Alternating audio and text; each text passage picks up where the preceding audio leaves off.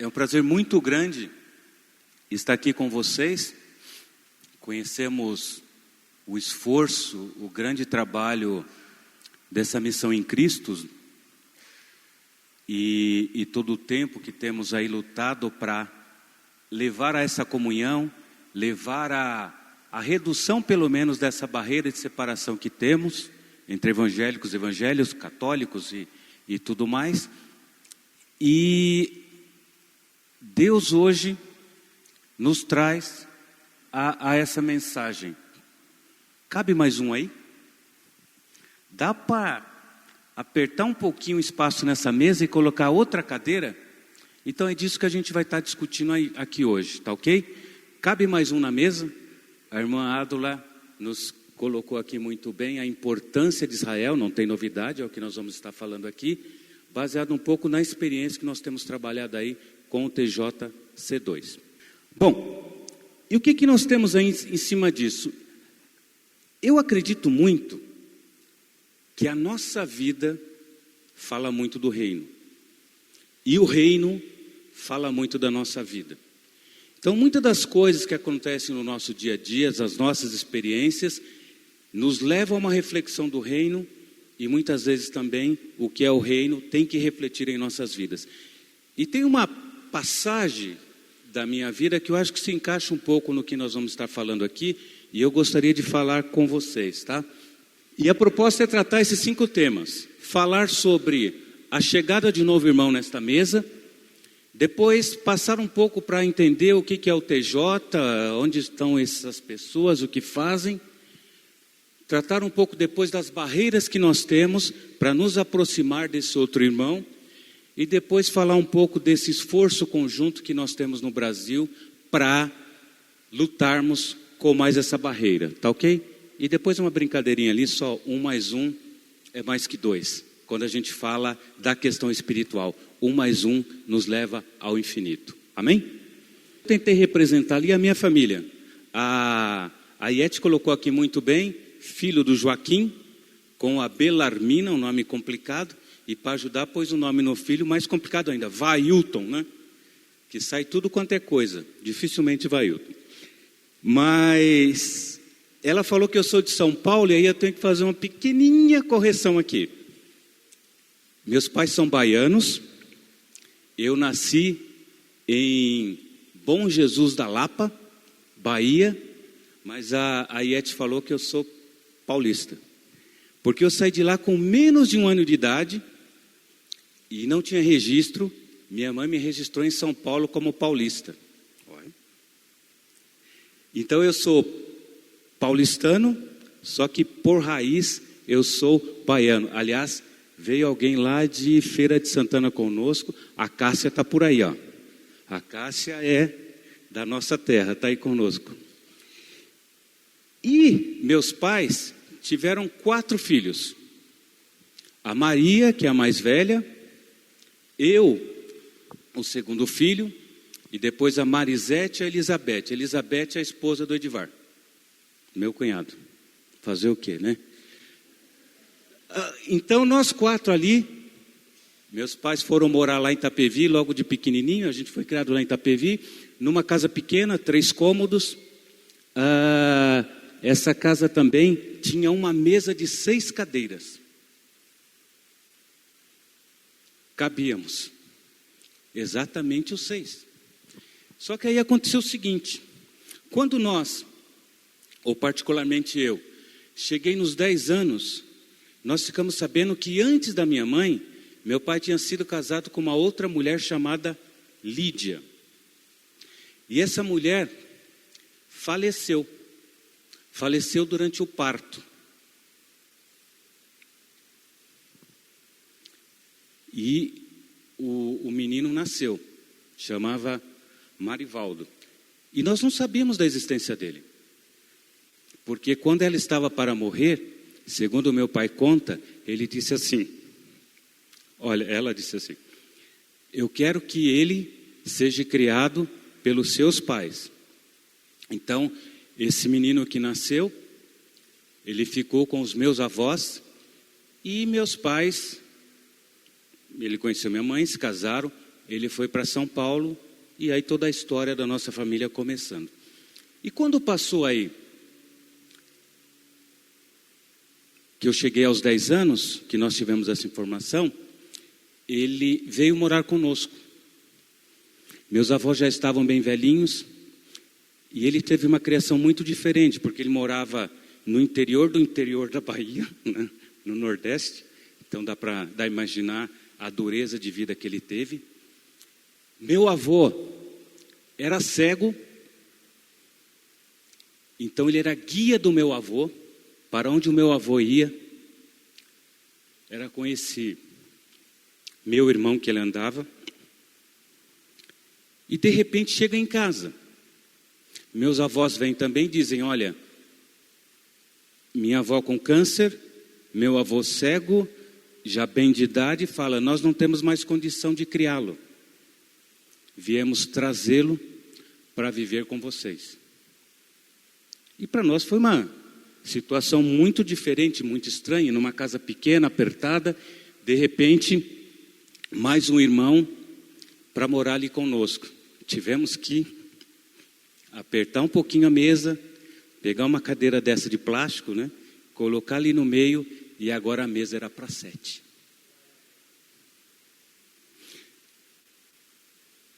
Mas a decisão estava tomada. Eu não poderia dizer, eu não quero mais essa pessoa aqui, né? E para ajudar também, como era casa de 3 quartos, um quarto era para as meninas, né?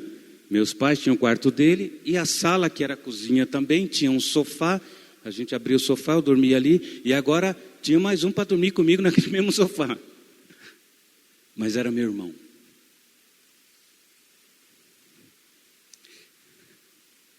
Decisão estava tomada. Então nós tínhamos que nos habituar à decisão, porque a decisão era dos pais. E como filhos, essa decisão não estava em nossas mãos. E a alegoria que eu faço é justamente nesse sentido.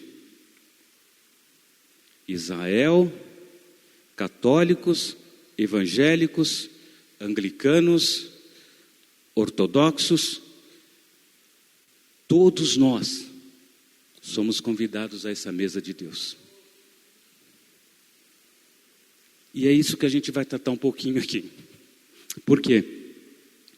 Porque a partir da década lá de 1960, começou uma explosão desse grupo que havia estado aí como extinto, que são os judeus messiânicos.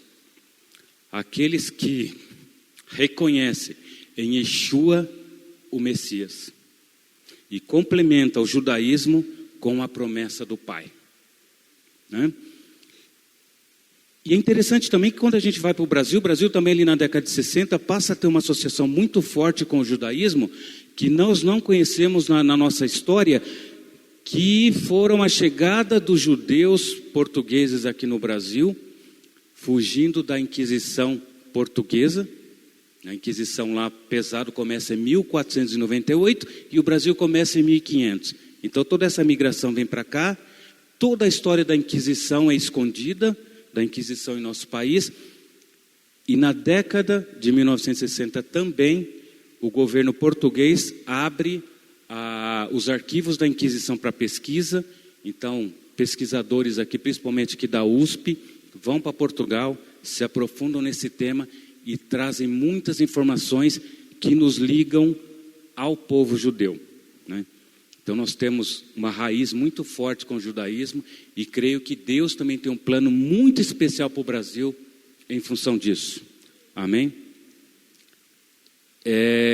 Em geral, nós temos que, mais ou menos na população brasileira, 15% da população brasileira é descendente de judeu e não sabe, né? Mas enfim, e os números hoje são assombrosos, né? Quando nós olhamos aí, se pegarmos, por exemplo, a do Israel Today, eles falam que hoje deve ter mais ou menos 100 mil judeus messiânicos no mundo, tá? E o número que eu trabalhava 2, 3 anos atrás estava falando em torno de 30, 40 mil.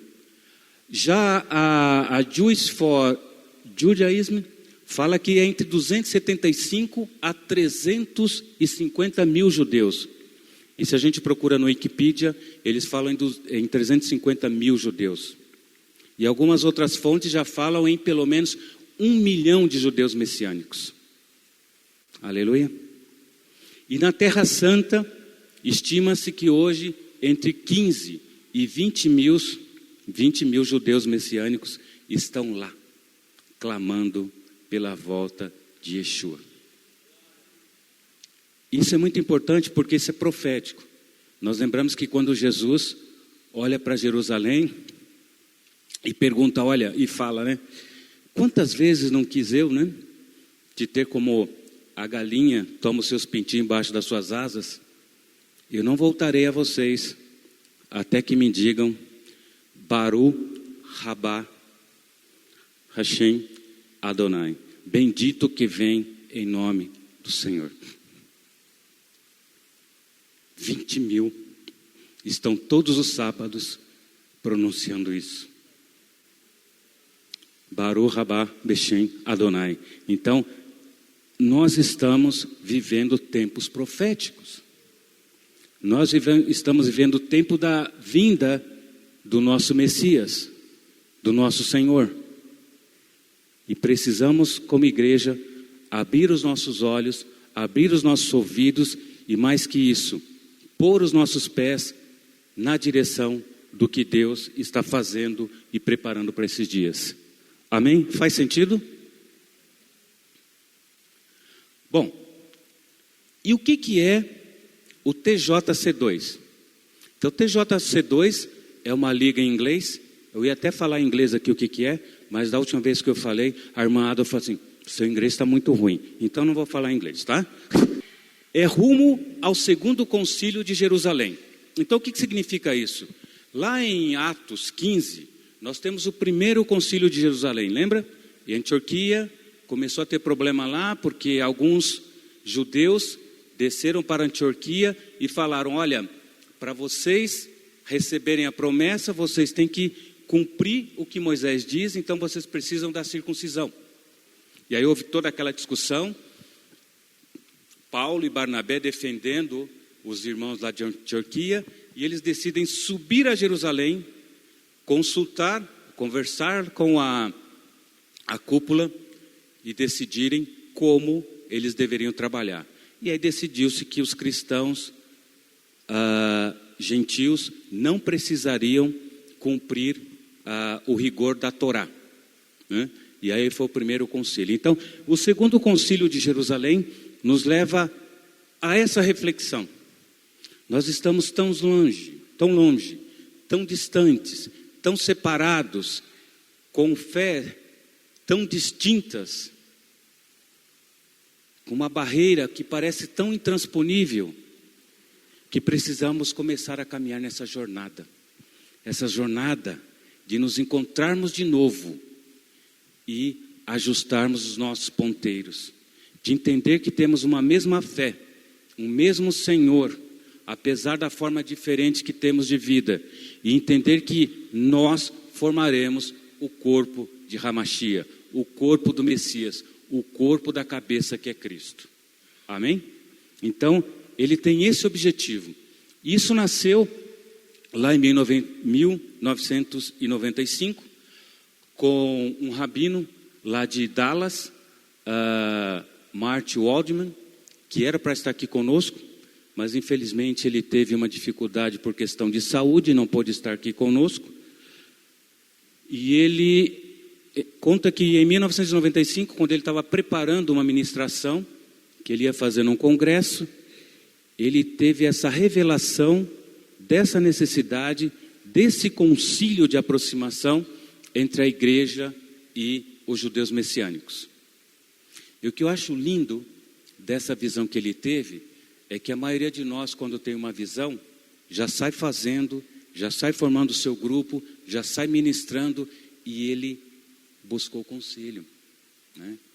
Ele buscou entre os irmãos messiânicos, e eles confirmaram em oração, buscou de irmãos evangélicos, e eles confirmaram em oração, e só no ano seguinte, então, é reunida uma comissão de 7 evangélicos, de cristãos, de 7 judeus, e aí em oração eles começam o TJC2, tá?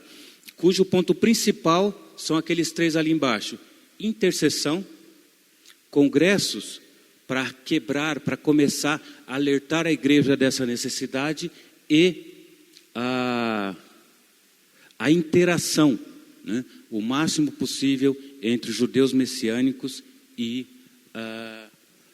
os evangélicos. Hoje, e católicos, claro, e hoje nós temos aí a representação do TJC2 em mais de 30 países, tá ok? Bom, aqui só uma foto mais ou menos daqueles que estão aí na liderança, só para representar e ver que nesse esforço nós temos anglicanos, temos aí evangélicos, temos católicos, ortodoxos. Então é uma salada de pessoas que receberam a revelação de Cristo, que estão lutando para romper essa barreira.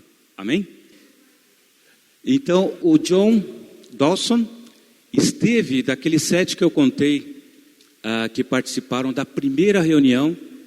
O pai do David estava lá, né, e está aqui com a representação da Jocum e também participando dessa equipe de liderança.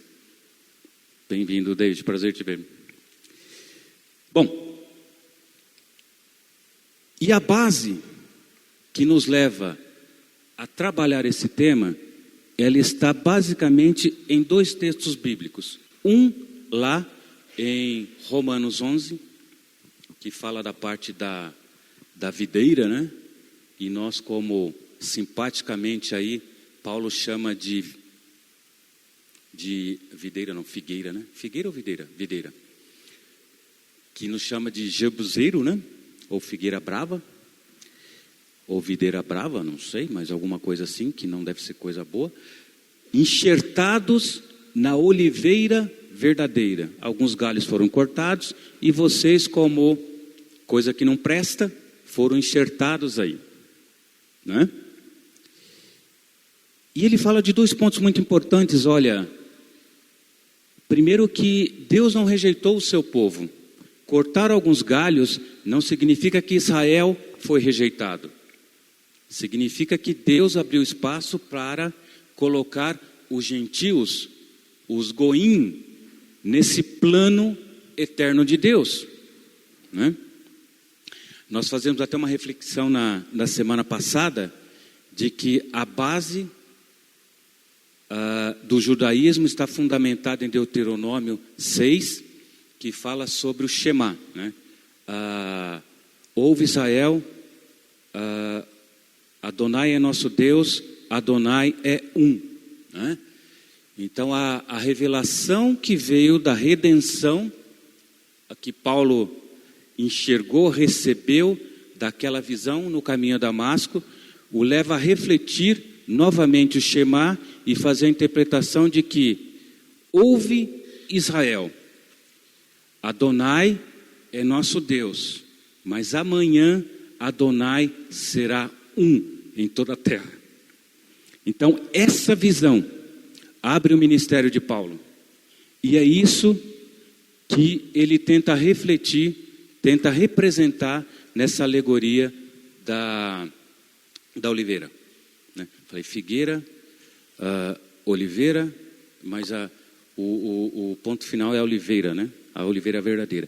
Então aí nos leva a essa reflexão também lá em Efésios 2, ele joga mais claro nesse sentido, de que a cruz veio trazer a paz por meio da unificação desses 2 povos, dos judeus e dos goíns, ou das nações, pelo sacrifício de Cristo. Então Cristo veio para aproximar e desses 2 povos formar um. Então aí no cumprimento da segunda parte do Shema, né? Eu serei um em toda a terra. Bom, e dentro disso, o que nós temos aí como visão dessa restauração, primeiro ponto é reconhecer que nós temos uma divisão entre judeus e cristãos.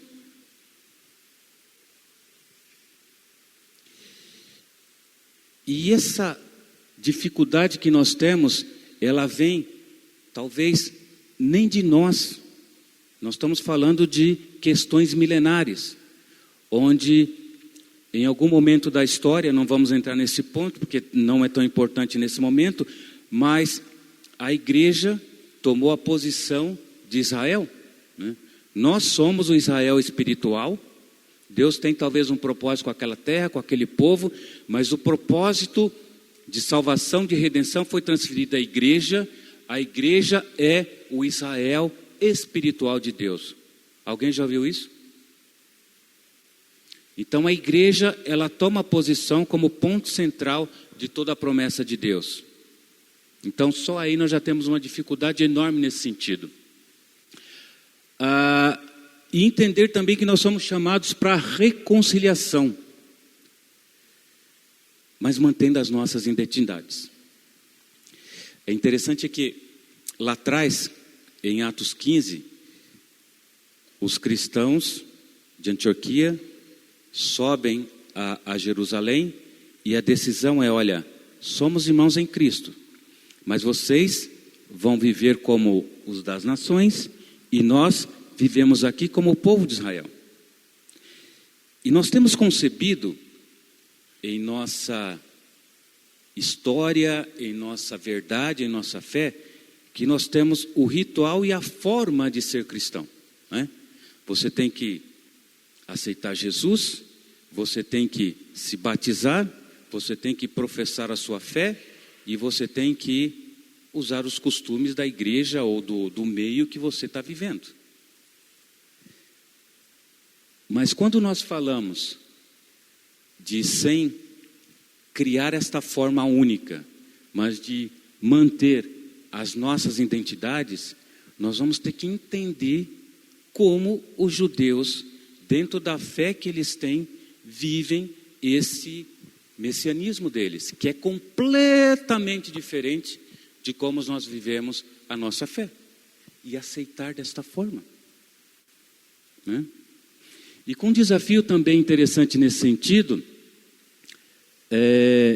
que nós temos a raiz judaica dentro do cristianismo, né? O cristianismo nasceu dentro do judaísmo, e a base da fé está dentro do tronco, né, que alimenta os galhos, como Paulo se refere na oliveira. E também encorajar o rompimento com a teologia da substituição. Isso nós precisamos. Entender o papel da igreja, entender o papel de Israel, entender que nós somos parte desse complemento da promessa de redenção e salvação a toda a humanidade, sem excluir nenhuma nação, sem excluir nenhum povo, principalmente aquele que é a menina dos olhos de Deus. Eu jamais esquecerei o meu povo, né? Pois ele está gravado em minhas mãos. Então Deus não esqueceu Israel, Deus é parte dessa promessa de Deus, e nesses dias finais, Ele está trabalhando com esse povo para formar esse corpo do Messias. E claro, reconhecer as comunidades judaico-messiânicas, tá? No Brasil, infelizmente temos poucas comunidades judaico-messiânicas, talvez mais aqui em São Paulo, alguma coisa no Nordeste eu não sei como é, mas são muito poucas, dá para contar nos dedos. Em Curitiba, então são sempre povos separados e muito pequenos. Nós precisamos identificar, apoiar, ajudar, e vamos ver depois que a necessidade deles nesse sentido é muito grande. Bom, e no Brasil, nós começamos aí lá em 2002, o TJC2 vem por meio do Ensinando de Sião, os irmãos ali de Belo Horizonte, né?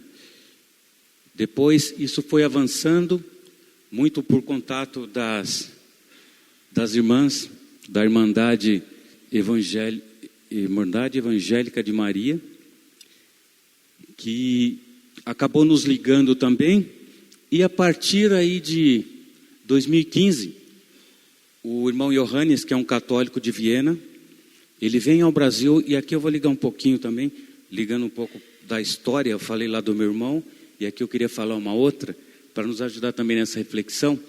Ele vem ao Brasil, e aqui em Barueri, ele fala da experiência que ele teve, do entendimento dessa promessa e acolhida do povo judeu pela igreja, né? Ele nasceu alemão, de Viena, né? Áustria. Ele nasceu num berço, como é que chama? Quem não gosta do nazista. O avô dele era nazista, né? Então ele foi, apesar de católico, ele tinha o ódio pelos judeus, e ele fala de toda a sua conversão, como Deus trabalhou tudo isso nele, e dessa ministração dele gerou aí o livro O Mistério da Oliveira, que quem não leu, recomendamos aí, é muito bom nesse sentido. E quando ele estava aqui no segundo dia de ministração, aqui em Barueri, eu tive a oportunidade de estar lá também. E depois que ele terminou a ministração dele, o Espírito Santo falou muito claro para mim uma coisa. E essa coisa, eu preciso explicar antes, que eu estava há uma semana de viagem a trabalho, de mudança, para Santiago do Chile, né? A empresa que eu estava trabalhando, ela comprou uma grande empresa no Chile, precisava de alguém para ajudar nesse processo de transição, e falaram, é você. E eu estava meio angustiado, porque eu era uma coisa muito rápida, não tive tempo de ajustar a casa, então eu a família ia ficar, depois a gente ia ver como ia fazer. E quando a gente termina aquela palestra, o Espírito Santo fala muito claro no meu coração, olha, você está indo para lá para ter contato, para se aprofundar nesse tema de judeus messiânicos. Amém. Eu fui para Santiago na semana seguinte, e aí, como eu tinha essa promessa, eu passei a procurar judeus messiânicos em Santiago de Chile.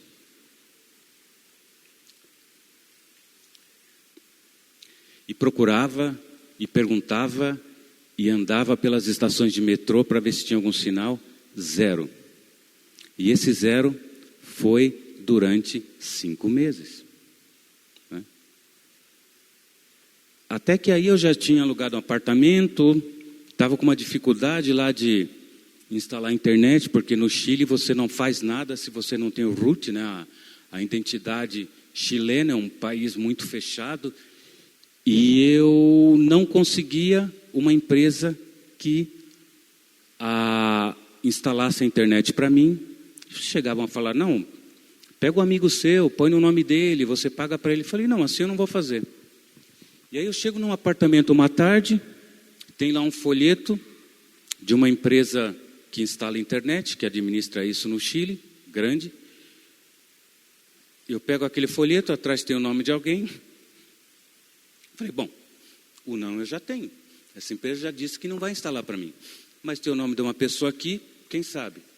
Liguei para essa pessoa, falei com ela, ela disse, olha, não, eu administro esse prédio seu, eu posso aí dar uma olhada, a gente conversa. Falei, tá bom, eu trabalho durante a semana inteira, você pode vir sábado? Não, sábado eu não posso, porque eu tenho um compromisso na igreja, eu vou domingo. Aí eu disse, domingo não, domingo é você e sua família. Bem na segunda. Tá, eu chego aqui por volta das 6 da tarde, então você pode vir às 6 e tal. Aí quando eu chego, tem um senhor lá na portaria, muito simpático. Eu falei, é o senhor? Ah, sou eu, tal. Ah, vamos subir.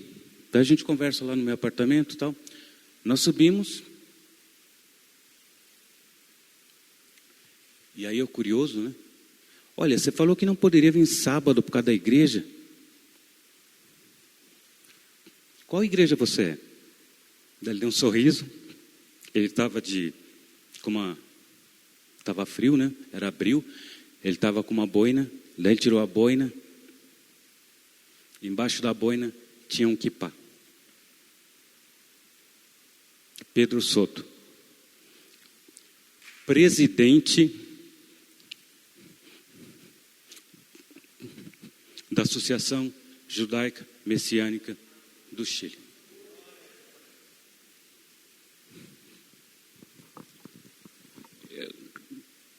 Eu não tinha o que dizer, né? Eu costumo dizer que Deus, Ele tem um zelo, um cuidado por cada um de nós, que Ele faz isso com um carinho, um cuidado tão grande, que chega a ser até assim aquele carinho da brincadeira do pai, né? Deus, Ele gosta de fazer isso com cuidado de pai, né? E ali em abril a gente estava quase já na Páscoa judaica. E aí ele falou, olha, estamos preparando o Pesar, a Páscoa, e eu quero que você esteja lá conosco. Contei toda a história para eles, falei um pouco de vocês, do que a gente fazia, tudo e tal. E aí eu fui lá, participei da festa de Pesar, e naquela comunidade, Benê e Adonolan, filhos do Senhor do Universo, eu fiquei com eles lá 5 anos. Né? Então foi assim para mim uma escola, foi para mim um privilégio ímpar para entender esse propósito, para entender esse momento, para entender a grandeza do momento, dos tempos finais que nós estamos vivendo, né? Desse corpo unificado, formando e se ligando à cabeça, Cristo. Amém? E depois nós tivemos aqui, eles vieram para cá, nós tivemos a felicidade de trazê-los para cá e tivemos congresso aqui mesmo nesse espaço, orações aqui de intercessão, de perdão, como nós temos também nesse tipo de encontro, também passamos aqui com eles e tudo isso. E depois, nessa primeira reunião que nós tivemos, estivemos aqui também com os irmãos do Ensinando de Sião, e as conversas começaram, até que a liderança desse processo, eles acharam por bem transferir para alguém da linha cristã, e agora temos o Christopher como nosso diretor, presidente, fazedor e líder do TJC2 Brasil. Amém? O ponto que nós temos hoje, basicamente está ligado aí à intercessão. Temos reuniões aí por vários grupos de oração por vários lugares do Brasil e também uma reunião geral no 3º sábado de cada mês por internet, onde nós oramos dentro desse compromisso de quebrar as barreiras e lutar por essa unificação. E esse milagre do surgimento dos judeus messiânicos, eu creio que ele acontece fruto de oração, mas por uma divina operação do Espírito Santo. Porque os mecanismos naturais e normais que nós temos de ministração para conversão, eles não funcionam para o judeu. Tá? Então, alguns exemplos aí, eu estava lendo recentemente que um rabino que ensinava numa yeshiva, uma escola judaica, ele teve um aluno que chegou com um evangelho no bolso, desse dos Gideões, né? Ele pegou, olhou aquele livro, você não tem noção do escândalo que você está fazendo, trazendo isso para cá. E deu uma grande chamada nesse aluno, pegou aquele evangelho, jogou lá atrás dos seus livros e esqueceu. 30 anos depois, ele começa a organizar a sua biblioteca e encontra ali aquele livro pequeno, empoeirado, e ele começa a ler Mateus. E quando ele termina de ler Mateus, ele diz: encontrei Hamashiach.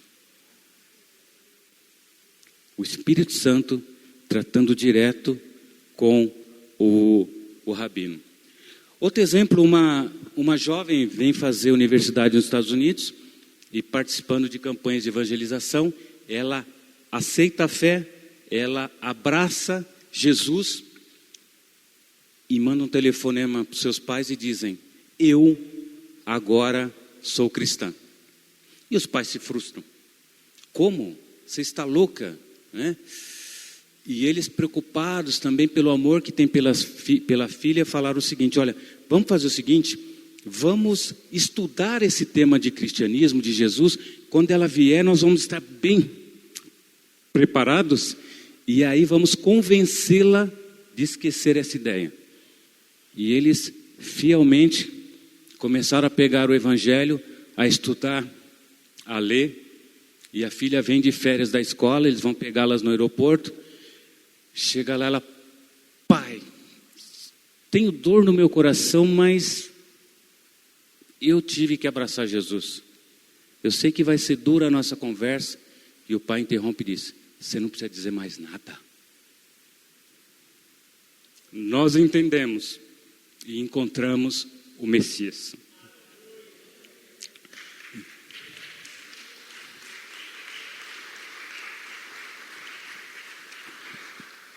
Então, para adiantar aqui, nós temos esse muro que tem muitas dificuldades aqui do nosso lado cristão e do lado dos judaicos messiânicos. Primeiro, nós temos que romper com a teologia da substituição, né? Nós fomos um galho enxertado na oliveira. Deus não abandonou seu plano inicial. Ele está fazendo um processo de construção que é o mesmo desde o início, de formar a noiva, de formar um corpo para a cabeça, de formar a sua igreja, formada por judeus e por gentios. Então, temos que romper com essa teologia da substituição, onde nós achamos que somos algo diferente dentro desse plano de Deus. E temos também muita indiferença. Poxa, onde eu vou ver um judeu? Que possibilidade eu tenho para isso? Né? Isso talvez tenha lá para vocês que têm contato com judeus ou coisas desse tipo, mas isso é para todos nós, porque o que vai fazer a transformação nesses dias é a oração, né? Não vai ser tanto o contato físico, mas o nosso esforço em orar, em se dispor diante de Deus. Temos, por natureza da nossa história, algo como natural, a ruptura. A ruptura, se eu não estou bem com a minha igreja, eu vou para outra igreja, eu posso fundar outra igreja, e temos tantos nomes, tantas placas que nos leva a ter essa natureza de aceitar essa ruptura, essa diferença. Um exemplo muito simples: quantas comunidades nós temos perto da nossa que nós nunca visitamos, né? Quantos irmãos nós temos na nossa vizinhança que nós nunca fomos lá tomar um café juntos, né? Porque ele não é da minha igreja, porque não está comigo, e nós já estamos acostumados com isso. Isso é uma barreira. E claro também a contaminação grego-romana, isso a gente pode falar depois um pouco mais para frente, mas nós, como abandonamos a raiz judaica, nós temos muita contaminação de filosofias em nossa fé, em nossa crença. E do lado deles, é muito complicado também, porque quando um judeu assume Hamashiach, Jesus, como Messias, ele é rejeitado da família, ele é deserdado. É como um filho nosso virar um traficante de drogas.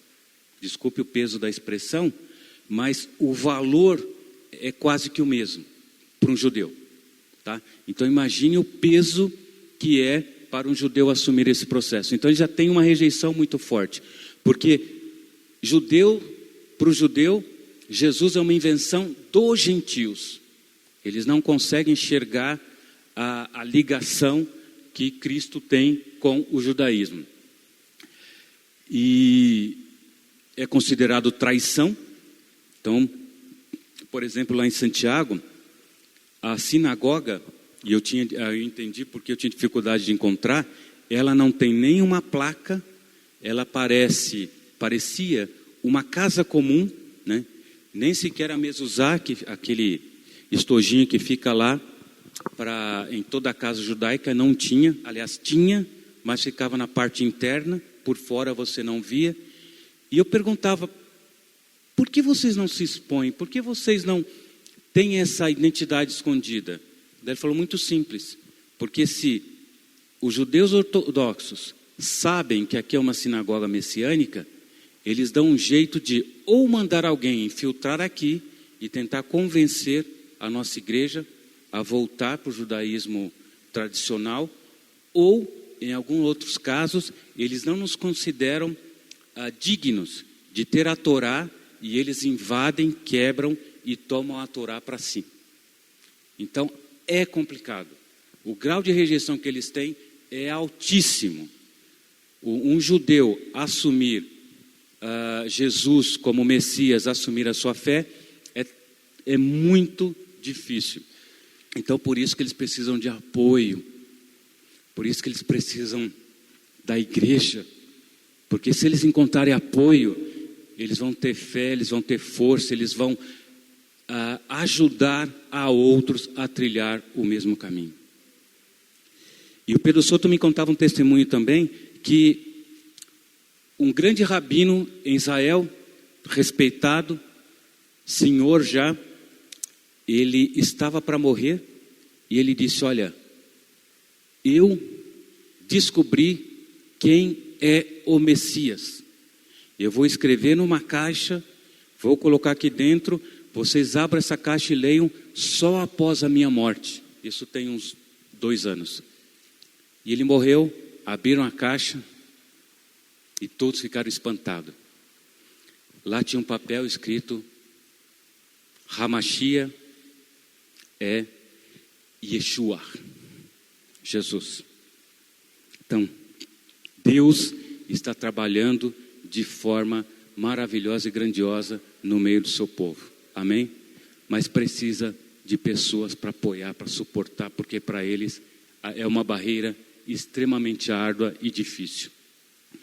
E temos também, não é só o TJC2, glória a Deus por isso, né? Nós não queremos ter a autoridade, a liderança plena de toda essa discussão do que nós estamos falando aqui, mas louvado seja Deus, muitas outras frentes têm sido abertas, muitas outras comunidades, muitos outros ministérios estão se abrindo, estão sendo formados para isso. No Brasil nós temos aqui, além do TJ, o Ticum Brasil, né?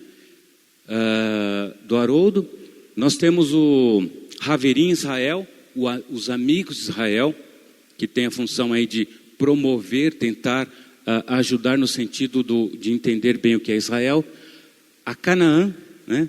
Das irmãs que mais do que a palavra é a vivência e a dedicação dentro desse propósito. Então nós temos muito que agradecê-las por esse esforço, e parte do que nós temos vem daí. O Maoz Israel, temos aqui o Vale da Bênção, com o Sim Israel, que todo ano eles fazem um evento nesse sentido. E temos um instituto, que eu não vou me arriscar a ler ali, do Luiz Saião, junto com o Daniel Woods, para formação e treinamento de judeus e cristãos dentro desse propósito de união, tá? E aqui, só para fechar, tem esse irmão que ele é diretor do Instituto de Estudo de Israel, Eliyahu Eisenberg. Ele diz o seguinte, olha, ele teve educação judaico-cristã, então ele transita muito bem nesses 2 meios. Ele tem publicações maravilhosas sobre como a gente olhar a Bíblia sobre uma visão judaica. E ele diz o seguinte, olha, nós estamos num momento que a visão judaica e a visão cristã precisam se unir, porque elas são complementares. Nós temos muitas coisas dos judeus que precisam ser ligadas à igreja e muita coisa do Novo Testamento que precisa ser ligada ao Velho Testamento, né? Então é hora dessa junção trazer coisas interessantes. E eu trouxe aqui só 2 exemplos, né? Por exemplo, a primeira palavrinha que nós temos ali, emuná. Emuná em hebraico é fé. E fé, nós sempre aprendemos que é a crença que eu vou receber o que ainda eu não tenho, que está lá na frente. E no judaísmo, eles têm outra visão de fé. Fé, a tradução de emuná no judaísmo é fidelidade. Então Deus te chama para ser fiel. Abraão foi reconhecido por sua fé, por sua fidelidade. Isso faz uma diferença enorme. E ali também no Salmo 23, nós sempre lemos e aprendemos que o Salmo 23:1, o Senhor é o meu pastor e nada me faltará, e sempre temos isso como salmo de providência, né? Deus não vai me deixar faltar nada. E ali em hebraico diz, Mishimol le Davi, Adonai, Roi, Lo, Ereser. E a tradução no hebraico quer dizer, Adonai é meu pastor, e ele não me faltará. Percebe a diferença?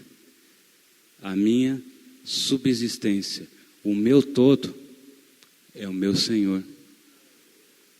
Então isso é muito maior. Então tem muitas coisas que nós vamos aprender com essa aproximação, com o romper dessa barreira, com essa formação desse período profético que nós estamos vivendo. Amém?